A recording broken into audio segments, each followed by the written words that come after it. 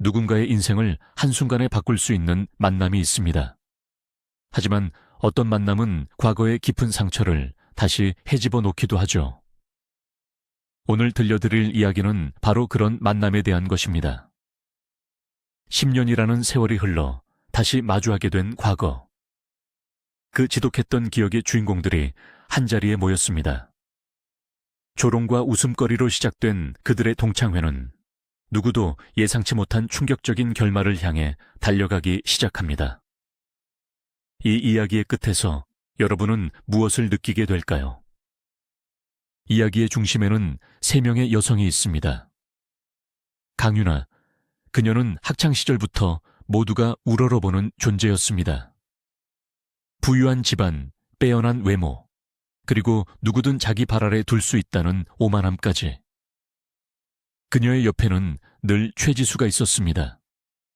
윤아처럼 부유하지는 않았지만 필사적으로 상류층의 삶을 동경하며 윤아의 그림자 역할을 자처했죠. 그리고 김서연. 아이들은 그녀를 먼지라고 불렀습니다. 낡고해진 옷, 말이 없는 성격, 가난이라는 꼬리표 때문이었죠.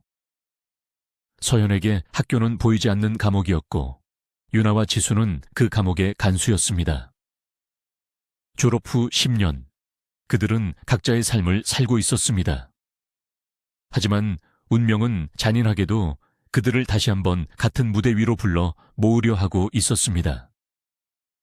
차가운 겨울 공기가 스며드는 청담동의 한 고급 카페. 통유리창 너머로 화려한 도시의 불빛이 아른거렸다. 강윤아가 길고 붉은 손톱으로 테이블을 톡톡 두드리며 말했다. 먼지, 기억나? 맞은편에 앉은 최지수는 의아한 표정으로 고개를 저었다. 카페 안은 조용했고 부드러운 재즈 선율만이 흐르고 있었다. 지수는 방금 이집트에서 돌아온 참이었다. 그녀는 일부러 어깨가 드러나는 얇은 니트를 입고 있었다. 완벽하게 태닝한 구릿빛 피부를 과시하기 위해서였다. 누군가 춥지 않냐고 물으면 그녀는 으스대며 대답하곤 했다. 방금 더운 나라에서 왔거든. 그리고 어차피 차로 이동하니까 괜찮아. 그 차가 연식이 오래된 경차라는 사실은 아무도 몰랐다. 아, 김서연 말이야. 그 지질이 궁상 떨던 애. 졸업하고 한 번도 못 봤지? 윤아의 입가에 비릿한 미소가 번졌다. 그 미소는 지수의 신경을 거슬렀지만 그녀는 애써 미소를 지어 보였다. 지수는 겉으로는 윤아의 말에 동조하며 고개를 끄덕였지만 속은 불편했다. 사실 그녀는 서연을 떠올리고 싶지 않았다. 서연을 볼 때마다 자신의 초라한 현실이 겹쳐 보였기 때문이다. 지수는 SNS 속에서는 화려한 인플루언서처럼 보였다. 명품 가방과 해외여행 사진으로 가득 찬 피드는 모두 빚과 할부로 만들어진 허상이었다.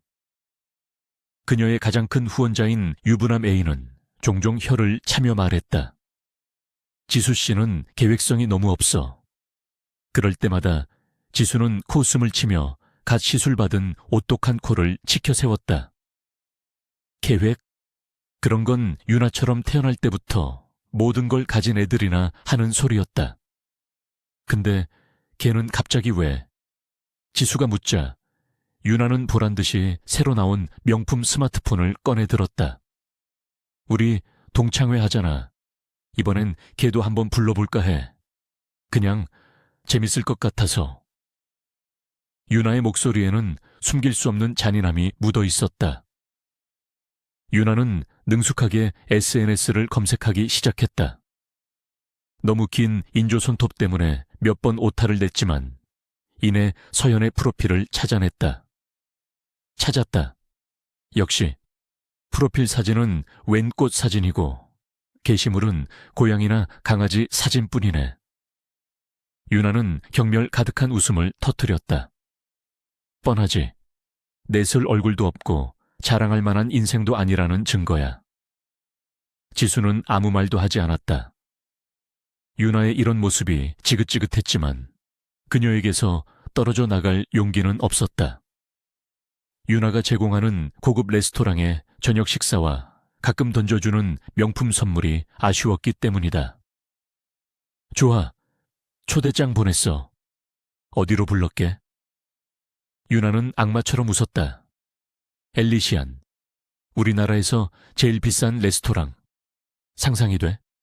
그 꼬질꼬질한 김서연이 엘리시안에 오는 모습이. 지수는 마른 침을 삼켰다. 그곳은 지수조차도 큰맘 먹고 가야 하는 곳이었다. 근데 걔가 올까? 그리고 온다고 해도 문 앞에서 쫓겨날걸. 거기 드레스 코드 깐깐하잖아. 지수가 걱정스럽게 말했다. 서연이 입고 올 낡은 옷을 상상하니 옆에 서 있는 것만으로도 창피할 것 같았다. 걱정 마. 내가 미리 매니저한테 말해둘 거야. 혹시 좀 허름한 애가 오거든 우리 손님이니까 들여보내 달라고. 아주 특별 대우를 해줘야지. 유나는 이미 머릿속으로 모든 그림을 그리고 있었다. 10년 전과 똑같이 서현이 모두의 웃음거리가 되는 그림을. 지수는 더 이상 반박하지 않았다. 그녀는 창밖으로 시선을 돌렸다. 화려한 청담동 거리와 쇼윈도에 비친 자신의 모습이 이질적으로 느껴졌다. 그때 유나가 말했다. 자, 이제 그만 클럽 가자. 오늘 밤은 즐겨야지. 지수는 기계적으로 고개를 끄덕이며 얇은 카디건을 걸쳤다. 카페를 나서는 순간 차가운 바람이 지수의 맨살을 할퀴었다. 한방눈이 펑펑 쏟아지고 있었다. 그녀는 주차장에 세워진 수많은 고급 외제차들 사이에서 자신의 낡은 경차를 겨우 찾아냈다. 차에 올라타자 한기가 온몸을 감쌌다. 히터는 고장난 지 오래였지만 수리할 돈이 아까워 방치하고 있었다. 매달 카드값과 할부금을 메꾸기에도 벅찼다. 화장품, 옷, 친구들과의 카페놀이. 그녀의 허영심을 채우는 모든 것들은 비싼 대가를 요구했다. 가자. 유나가 조수석에 올라타며 외쳤다. 방금 미용실에서 관리받은 탐스러운 웨이브 머리 위에 눈송이가 내려앉아 녹아내리고 있었다. 지수는 시동을 걸었다. 낡은 엔진이 힘겹게 울었다. 그녀는 화려한 강남의 밤거리로 차를 몰았다. 마치 신데렐라의 마법이 풀리기 전 서둘러 무도회장을 빠져나가는 것처럼. 한편 서울의 야경이 한눈에 내려다 보이는 한강변의 고급 아파트. 김서연은 조용한 거실의 소파에 앉아 책을 읽고 있었다. 은은한 조명과 벽난로에서 타오르는 불꽃이 공간을 따뜻하게 채웠다. 그녀는 더 이상 10년 전의 그늘진 소녀가 아니었다. 차분하고 우아한 분위기, 자신감 넘치는 눈빛은 그녀가 걸어온 시간을 말해주고 있었다. 그때 남편 박민준이 그녀의 어깨를 부드럽게 감싸 안았다. 무슨 좋은 일 있어? 표정이 밝네. 서현은 미소 지으며 남편의 뺨에 입을 맞췄다. 그냥 이 시간이 좋아서. 민주는 국내 굴지의 대기업을 이끄는 젊은 회장이었지만 집에서는 그저 다정한 남편일 뿐이었다. 그는 서현이 과거의 상처를 극복하고 현재의 행복을 찾을 수 있도록 곁에서 묵묵히 지지해주는 가장 든든한 버팀목이었다. 바로 그때 서현의 스마트폰이 조용히 울렸다. 알림은 카카오톡 메시지였다. 발신인은 강유나.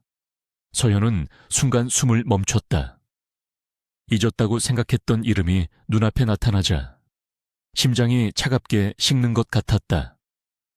떨리는 손으로 메시지를 열었다. 짧은 메시지였지만 그 안에는 보이지 않는 가시가 빼곡했다. 엘리시안이라는 이름이 유독 눈에 들어왔다. 강윤아는 여전했다. 사람을 비참하게 만드는 방법을 너무나도 잘 알고 있었다. 왜 그래? 안색이 안 좋아. 민준이 걱정스럽게 물었다. 서현은 애써 웃으며 고개를 저었다. 아니야, 아무것도. 그냥 스팸 메시지인가 봐. 그녀는 스마트폰 화면을 서둘러 껐다. 마치 그 메시지를 보지 않았던 것처럼, 강윤아라는 이름이 존재하지 않았던 것처럼. 하지만 이미 마음속에서는 잊고 있던 과거의 악몽이 스멀스멀 피어오르고 있었다. 서연의 눈앞에 오래된 다세대 주택에 좁은 방이 펼쳐졌다. 곰팡이 냄새와 가난의 흔적이 배어있던 곳. 하지만 그곳에도 행복은 있었다. 엄마가 끓여주던 구수한 된장찌개 냄새, 달고 다른 책을 읽어주시던 아빠의 다정한 목소리. 주말이면 온 가족이 함께 집 근처 북한산에 올랐다. 작은 손으로 아빠 손을 꼭 잡고 산을 오르던 기억. 정상에서 다 함께 외치던 야호소리. 정상에서 먹던 김밥은 세상에서 가장 꿀맛이었다. 아빠는 낡은 기타를 치며 젊은 시절 불렀던 노래를 들려주셨다. 엄마와 아빠는 어떻게 만나 사랑에 빠졌는지, 얼마나 행복했는지 이야기하며 서로를 따뜻하게 바라보았다. 그때는 모든 것이 반짝였다. 서연의 세상은 작았지만 사랑으로 가득 차 있었다. 그 행복이 영원할 것이라고 서연은 굳게 믿었다.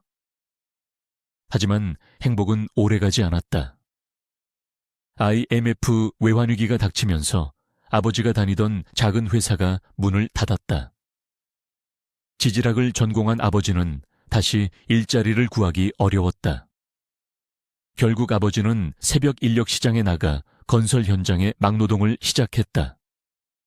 매일 새벽 찬 공기를 맞으며 집을 나서는 아버지의 뒷모습은 서연의 가슴에 무겁게 내려앉았다. 밤늦게 집에 돌아온 아버지는 녹초가 되어 소파에 쓰러지듯 누웠다. 흙먼지와 땀으로 얼룩진 작업복, 거칠게 갈라진 손. 서연은 그런 아버지를 보는 것이 너무나도 고통스러웠다. 아버지는 가족들 앞에서는 억지로 웃어 보였지만 그의 눈에는 깊은 절망이 서려 있었다. 어머니는 동네 식당에서 설거지를 하고 밤에는 부업으로 옷에 단추를 다는 일을 했다. 부모님의 대화는 점점 줄어들었고 집안에는 무거운 침묵만이 감돌았다. 어느 날부터인가 아버지에게서 독한 소주 냄새가 나기 시작했다. 처음에는 고된 노동의 피로를 풀기 위한 것이라고 했다. 하지만 술병은 점점 늘어갔고 아버지의 눈빛은 점점 흐려졌다. 현실의 무게를 견디지 못한 아버지가 술에 기대기 시작한 것이다. 유능한 전문가였던 자신의 재능을 펼치지 못하고 세상에서 쓸모없는 사람이 된 것 같다는 무력감. 그것이 아버지를 병들게 했다. 집에는 웃음소리 대신 부모님의 다툼 소리가 채워지기 시작했다. 서연은 자기 방 구석에 웅크려 귀를 막았다. 이 모든 것이 마치 자신의 탓인 것만 같았다. 가난은 가족의 행복을 좀먹는 벌레 같았다. 그리고 그 가난의 그림자는 학교에 있는 서연에게까지 길게 드리워졌다. 그곳에서 서연은 또 다른 지옥을 마주해야만 했다. 서연은 항상 키가 크고 마른 편이었다. 그것만으로도 아이들의 놀림감이 되기 충분했다. 하지만 결정적인 것은 옷이었다. 쑥쑥 자라는 몸에 맞는 옷을 살 형편이 되지 않아 서연은 늘 친척들이 물려준 낡고 헐렁한 옷을 입어야 했다. 유나와 그녀의 무리들은 서연의 옷을 보며 거지, 먼지라고 손가락질했다. 서연은 그들의 말을 무시하려 애썼다. 반응이 없자 아이들의 괴롭힘은 더욱 교묘하고 잔인해졌다. 교과서와 공책은 갈기갈기 찢겨 쓰레기통에 버려지기 일쑤였다. 아이들이 낄낄거리며 웃는 가운데 더러운 쓰레기통 안에서 내 물건을 꺼내는 일은 끔찍한 굴욕이었다. 체육 시간에는 일부러 서연의 발을 걸어 넘어뜨렸고 급식 시간에는 몰래 음식에 장난을 쳤다. 서연의 가방은 종종 축구공처럼 복도를 굴러다녔다. 선생님들은 그 모든 것을 모른 척했다. 아마도 그들 역시 고된 삶에 지쳐 골치 아픈 문제에 엮이고 싶지 않았을 것이다. 집안 사정이 어려운 문제아보다는 부유하고 영향력 있는 집안의 아이들 편에 서는 것이 편했을지도 모른다. 서현은 누구에게도 말할 수 없었다. 이미 삶의 무게에 힘겨워하는 부모님께 더 큰 짐을 안겨드릴 수는 없었다. 그래서 서현은 오직 공부에만 매달렸다. 책상에 앉아 문제집을 풀 때만이 유일하게 고통을 잊을 수 있는 시간이었다. 이를 악물고 공부했고 성적은 항상 최상위권이었다. 상장과 표창장이 쌓여갔지만 그것이 서현을 괴롭힘에서 구해주지는 못했다. 오히려 아이들은 공부만 잘하는 샌님이라며 더욱 비웃었다. 서현은 매일 밤 이 지옥 같은 시간이 빨리 끝나기만을 기도했다. 고등학교 1학년을 마칠 무렵 서현은 자퇴를 결심했다. 더 이상 견딜 수 없었다. 유나가 서현의 얼굴에 걸레를 던진 날이었다. 모두가 보는 앞에서 흙탕물이 묻은 걸레로 얼굴을 맞았을 때 서현의 마음속 무언가가 끊어졌다. 하지만 부모님은 서현의 결정을 완강히 반대했다. 아버지는 술에 취한 와중에도 눈물을 흘리며 말했다. 아빠처럼 살면 안 돼. 너는 대학 가서 꼭 성공해야 해. 어머니도 서현의 손을 잡고 애원했다. 조금만 더 참아줘, 딸. 제발. 부모님의 무너지는 모습을 보며 서현은 차마 자신의 고집을 부릴 수 없었다. 결국 서현은 다시 교복을 입고 학교로 향했다. 그리고 2년이라는 시간을 더 견뎌내야 했다. 그 2년은 서현에게 영혼처럼 길고 어두운 터널이었다. 지옥이었어. 서현은 나지막이 읊조렸다. 끔찍한 기억에서 빠져나오자 온몸이 식은땀으로 축축했다. 그녀는 자리에서 일어나 주방으로 향했다. 차가운 물 한 잔이 간절했다. 단순히 목이 말라서가 아니었다. 익숙한 공간을 걷고 익숙한 물건들을 만지면서 과거의 악몽이 현실이 아님을 확인하고 싶었다. 대리석으로 마감된 차가운 복도를 걸으며 서현은 벽에 걸린 커다란 거울 앞에 멈춰 섰다. 거울 속에는 낯선 여자가 서 있었다. 차분하게 정돈된 머리, 고급스러운 홈웨어, 불안감 대신 평온함이 깃든 눈빛. 그녀는 오랫동안 거울 속 자신을 바라보았다. 마치 처음 보는 사람처럼. 그러다 서현의 입가에 희미한 미소가 떠올랐다. 처음에는 망설이는 듯했지만 이내 그 미소는 점점 더 단단하고 확신에 찬 미소로 변해갔다. 같은 시각 지수는 네일샵 의자에 앉아 신경질적으로 소리를 지르고 있었다. 아, 지금 못 간다고? 나 지금 네일 받는 중이잖아. 그녀는 유나와의 통화에 대고 거의 비명을 질렀다. 그럼 나보고 일주일이나 진한 큐티클을 달고 레스토랑에 오라는 거야? 미쳤어? 지수는 전화를 홧김에 끊어버렸다. 옆에 있던 네일 아티스트는 아무런 반응도 보이지 않았다. 지수의 이런 히스테리는 익숙하다는 듯 묵묵히 자기 일만 할 뿐이었다. 지수는 눈을 감고 깊은 한숨을 내쉬었다. 누가 알까? 이 지긋지긋한 관계를 끝내고 싶어 하는 내 마음을. 유나가 악한 사람은 아니었다. 다만 지수는 자신보다 조금이라도 나은 사람과 함께 있는 것을 견디기 힘들어했다. 그리고 강유나는 모든 면에서 지수보다 월등했다. 그것이 지수를 늘 괴롭게 했다. 모든 것이 비교 대상이었다. 지수네 부모님은 작은 옷가게를 하나 운영했지만 유나의 아버지는 여러 개의 빌딩을 소유한 부동산 재벌이었다. 지수가 방학 때 아르바이트를 해서 겨우 동남아 여행을 갈 때 유나는 부모님과 유럽의 휴양지로 떠났다. 지수는 부유한 남자를 만나기 위해 필사적으로 외모를 가꾸고 자신을 포장해야 했지만 유나는 이미 스스로가 부자였기에 그런 노력이 필요 없었다. 유나가 자신의 부를 과시하는 것은 아니었다. 그녀는 태어날 때부터 모든 것을 누리며 살아왔기에 다른 사람들의 삶을 이해하지 못할 뿐이었다. 하지만 바로 그 무지함이 지수의 질투심에 불을 지폈다. 마치 날카로운 바늘로 온몸을 찔리는 듯한 고통이었다. 거의 다 됐습니다. 디자인 마음에 드세요? 닐 아티스트의 말에 지수는 정신을 차렸다. 화려하게 장식된 긴 손톱을 내려다보며 그녀는 억지로 고개를 끄덕였다. 서연은 잠옷을 갈아입고 외출 준비를 마쳤다. 우아한 블랙 드레스에 심플한 진주 귀걸이. 과하지 않으면서도 기품이 넘쳤다. 하지만 그녀의 마음은 여전히 무거웠다. 민준 씨, 나 아무래도 못 가겠어. 가고 싶지 않아. 그녀는 거울 앞에서 남편을 보며 말했다. 그곳에 가서 다시 그들의 경멸 어린 시선을 마주할 자신이 없었다.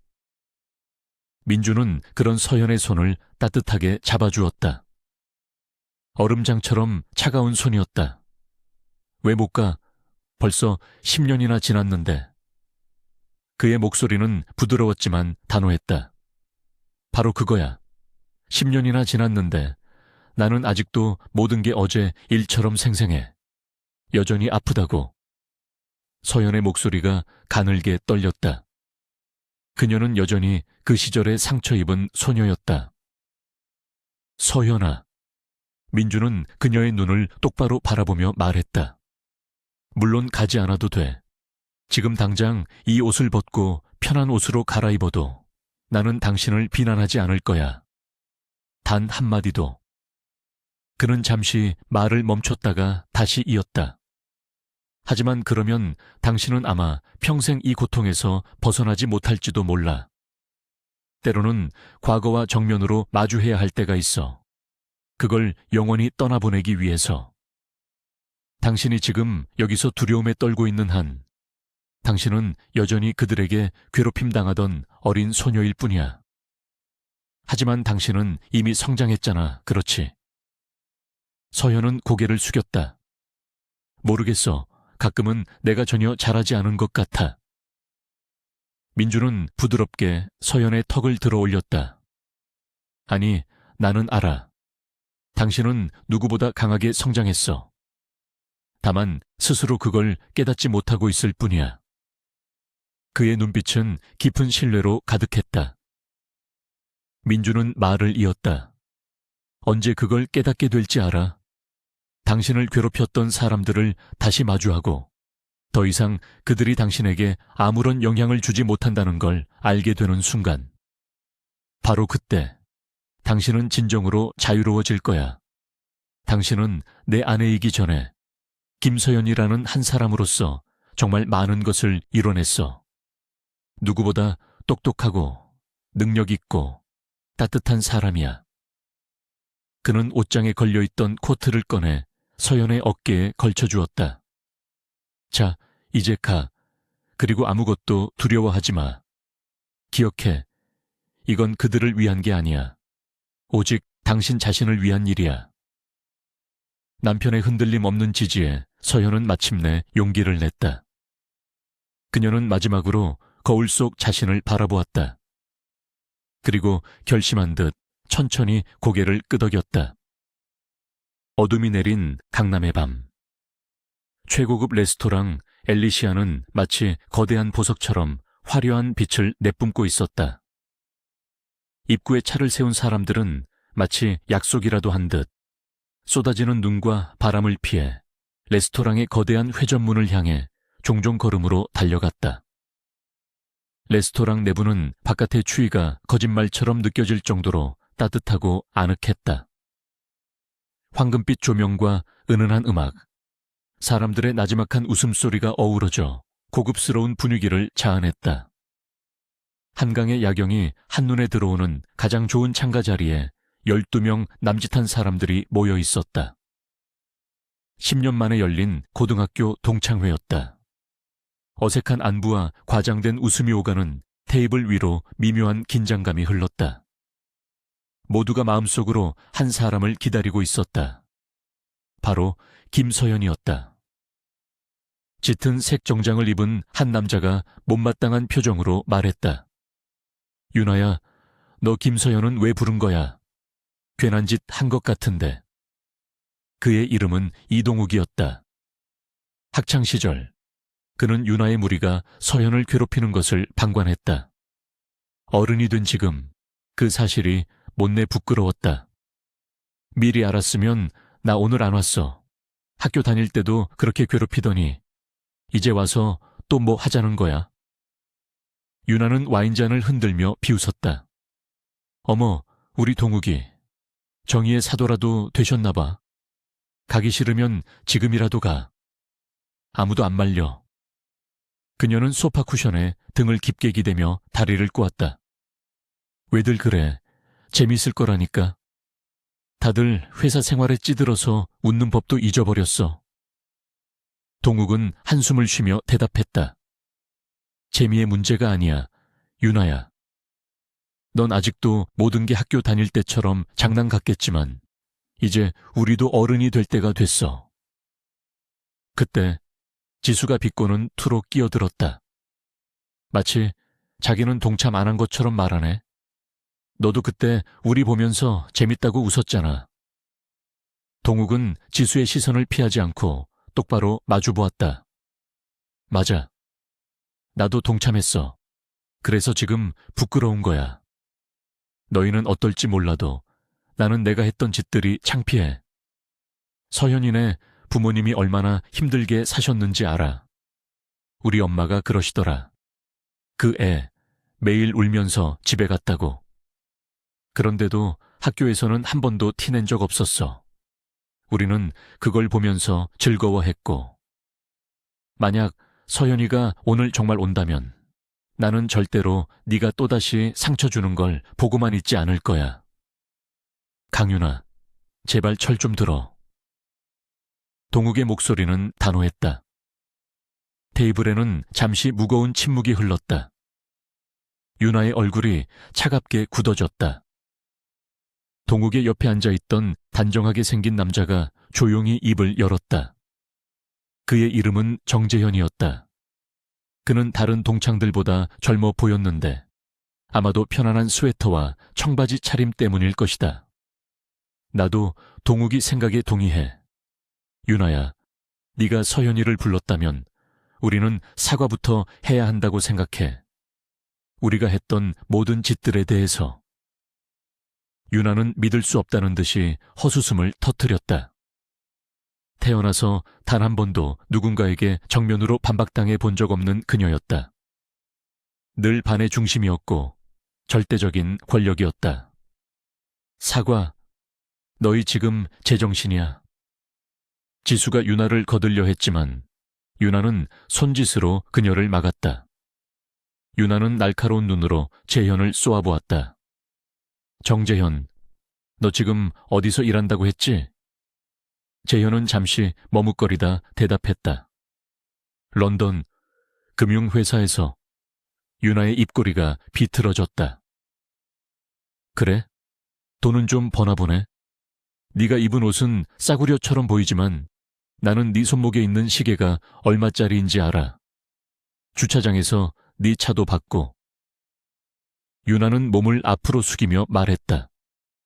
테이블 위에 와인잔이 위태롭게 흔들렸다. 동욱이는 자기 소유의 치과를 운영하고 있지. 안 그래, 동욱아? 그녀는 테이블에 모인 모두를 둘러보며 목소리를 높였다.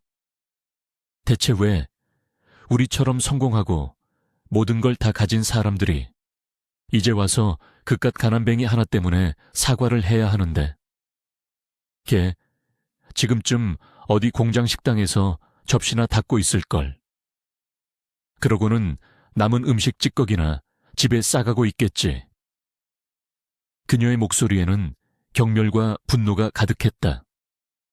재현은 안타까운 눈으로 윤아를 바라보았다. 너 정말 하나도 변하지 않았구나, 윤아야. 그는 동욱을 쳐다보았고 동욱은 말없이 고개를 끄덕였다.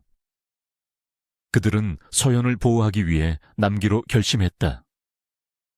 지수가 벽에 걸린 커다란 시계를 쳐다보았다. 약속 시간인 7시가 훌쩍 지나 있었다.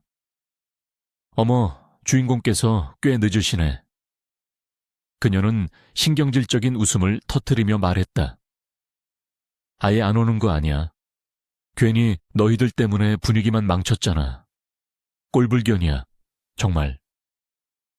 그 순간 레스토랑의 거대한 회전문을 밀고 한 여성이 안으로 들어섰다. 그녀는 입구에서 잠시 멈춰서서 레스토랑 내부를 천천히 둘러보았다. 그리고는 망설임 없는 걸음으로 동창들이 모여있는 테이블을 향해 걸어왔다. 모든 소음이 멎는 듯했다. 테이블에 앉아있던 모든 사람들의 시선이 그녀에게로 향했다. 그녀는 그들의 앞에 멈춰서서 부드럽게 미소 지으며 말했다. 안녕, 다들 오랜만이야. 목소리는 차분했지만 그 안에는 누구도 거부할 수 없는 힘이 담겨 있었다. 테이블에는 완전한 정적이 흘렀다. 모두가 눈앞의 여성을 알아보지 못하고 어리둥절한 표정을 짓고 있었다. 짙은 네이비색의 실크 드레스는 그녀의 우아한 몸매를 완벽하게 드러냈고 어깨까지 내려오는 탐스러운 웨이브 머리는 고급스러운 분위기를 더했다. 옅은 화장을 한 얼굴은 잡티 하나 없이 맑고 투명했다. 동욱이 조심스럽게 입을 열었다. 실례지만 테이블을 잘못 찾으신 것 같은데요. 서연은 그에게 미소를 지어 보였다. 아니, 동욱아, 제대로 찾아왔어. 그제야 동욱은 눈을 크게 떴다. 믿을 수 없다는 듯 그는 얼굴을 뚫어지게 쳐다보았다. 서연이? 김서연? 옆에 있던 재현이 자리에서 벌떡 일어났다. 세상에, 서연아, 정말 너야?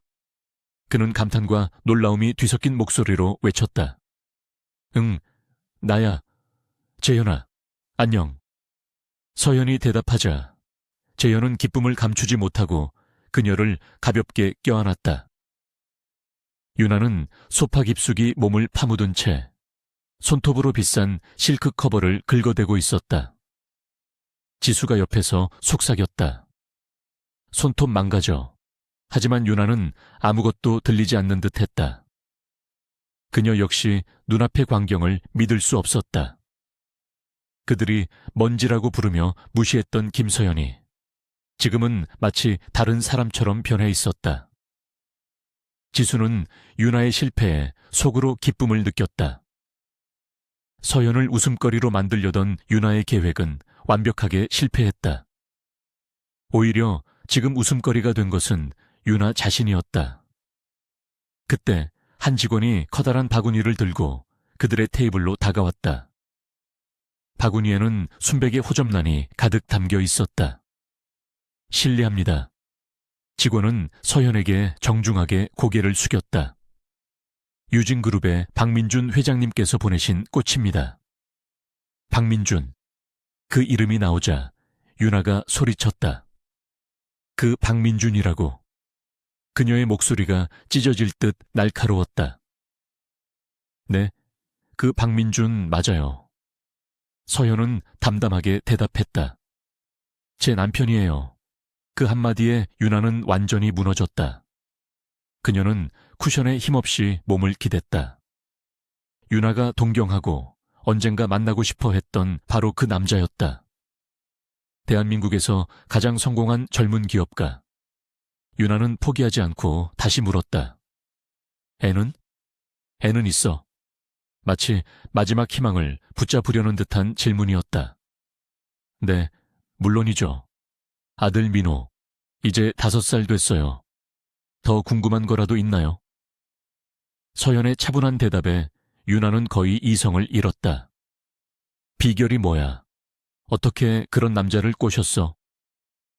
그녀의 목소리는 질투로 떨리고 있었다. 비결 같은 건 없어요. 전 그냥 제 인생을 열심히 살았을 뿐이에요. 서울대학교를 우수한 성적으로 졸업했고 지금은 제 이름으로 된 작은 투자회사를 운영하고 있어요. 그 말에 테이블에 앉은 모두가 다시 한번 놀랐다.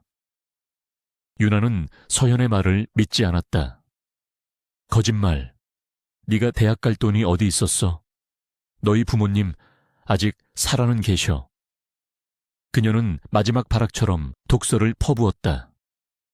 유나야, 그만해. 동욱이 소리쳤지만 서연은 괜찮다는 듯 그를 손으로 제지했다. 유나야, 난 장학금 받고 대학에 다녔어. 그리고 우리 부모님 아주 건강하게 잘 지내셔. 지금은 아들 민호랑 같이 하와이 별장에서 휴가를 보내고 계시고.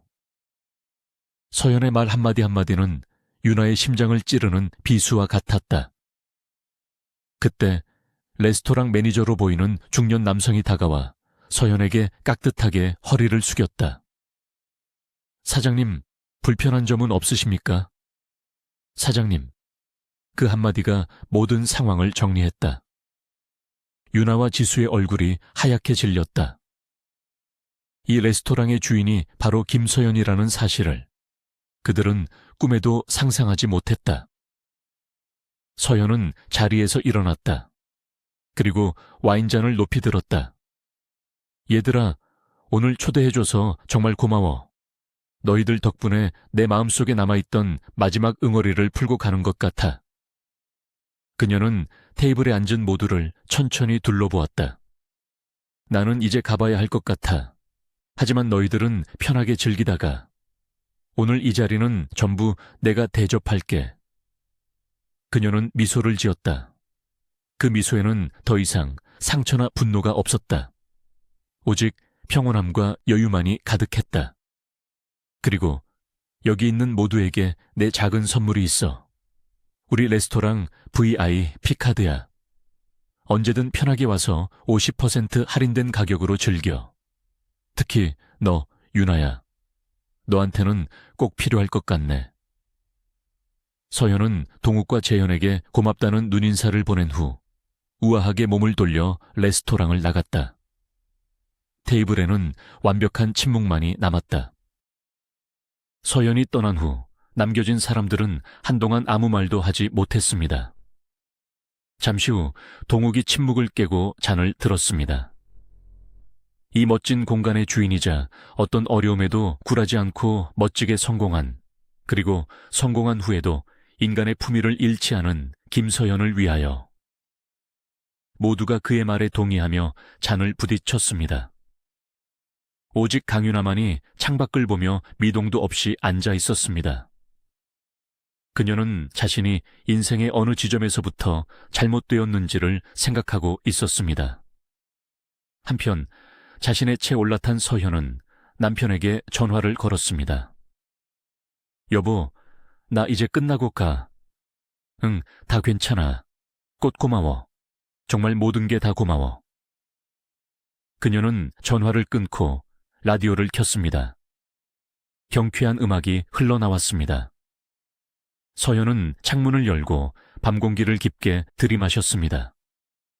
눈송이들이 그녀의 얼굴 위로 쏟아졌지만 더 이상 차갑게 느껴지지 않았습니다.